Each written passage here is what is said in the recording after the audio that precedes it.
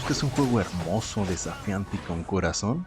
Rick Memories of Azur no es solamente una joyita indie más, también es un orgullo latinoamericano, específicamente mexicano. Prepárense para conocer un Metroidvania en 2D con una mezcla de acción, puzzles, arte a mano y un mundo que vas a querer explorar de principio a fin. Rick Memories of Azur está disponible para el PlayStation 5, Nintendo Switch, Xbox One, PlayStation 4, PC y el Xbox Series X y S. La historia nos mete de lleno al mundo de Azur, un lugar de fantasía donde la raza mágica de los Kourins, que son una especie como de elfos, intenta sobrevivir a la invasión de los Urlaks. Vamos a decir que son como una especie como de orcos, algo así. Tomaremos el control de tres hermanos, Rick, Adara y Raiden, los cuales están en una misión para reunirse, proteger a su gente y escapar construyendo un barco volador. Tal vez el guión no es el más emotivo de todos, pero tiene diálogos muy bien escritos, cinemáticas animadas hechas a mano que aportan una narrativa visual muy memorable. Tiene ese qué sé yo, que no sé qué, digamos un aire nostálgico de las películas de fantasía clásicas, pero con un toque muy personal. Como bien les comenté, en Rick controlaremos a los tres hermanos. Cada uno es distinto, y esto es tanto como su mayor virtud como el reto más grande. Cada personaje tiene habilidades únicas. Por ejemplo, Rick posee una espada, una ballesta y el doble salto, que es con el personaje con el que empezaremos. Posteriormente encontraremos a Dara, que es digamos el mago del equipo, que podrá aventar magia, levitar y aguantar un poco más bajo el agua. Y al final tenemos a Raiden, el hermano mayor, el cual tiene gran fuerza, posee un escudo que nos permitirá bloquear cualquier tipo de ataque y posee un tipo de gancho o un hookshot. Pero la desventaja de Raiden es que no sabe nadar, entonces en cuanto toca el agua, se nos desvive. El juego nos obligará constantemente a estar intercambiando entre los hermanos, para resolver puzzles, movernos por el mapa o simplemente para combatir. Esto en papel suena muy ingenioso, pero ya plasmado, la verdad es donde tuve mayores problemas con el juego y me hizo no disfrutarlo al nivel que yo quise, ya que dentro del combate se vuelve bastante torpe.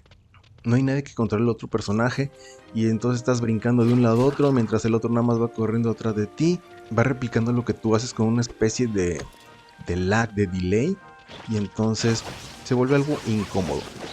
Y para acabarla de fregar, si uno de los hermanitos se nos desvive, esto termina siendo un game over inmediatamente. Algo más que tampoco me gustó, ya tomando el tema de los controles, es que se siente algo torpe. Se siente como si tuviera un pequeño retraso al momento que das un botonazo. Ya que si intentas atacar o brincar, tienes que hacerlo pensando un segundo antes. Yo tal vez sería el único pero que le pondría a este juego. Por lo demás me pareció excelente. Un modo cooperativo hubiera solucionado este problema de los hermanos y quién controlaba a cada uno, pero aún así el diseño de los niveles es inteligente y sabe aprovechar las habilidades de cada hermano. Si hay algo que hace que Rick destaque a primera vista, es sin duda su dirección artística. Es donde brilla con luz propia. El juego es una obra de arte en este aspecto. Está animado a mano con personajes y enemigos que parecen salir de una película de fantasía. Cada fondo, cada detalle está pintado con mínimo detalle. Los escenarios se ven muy vivos, muy coloridos y con un estilo único.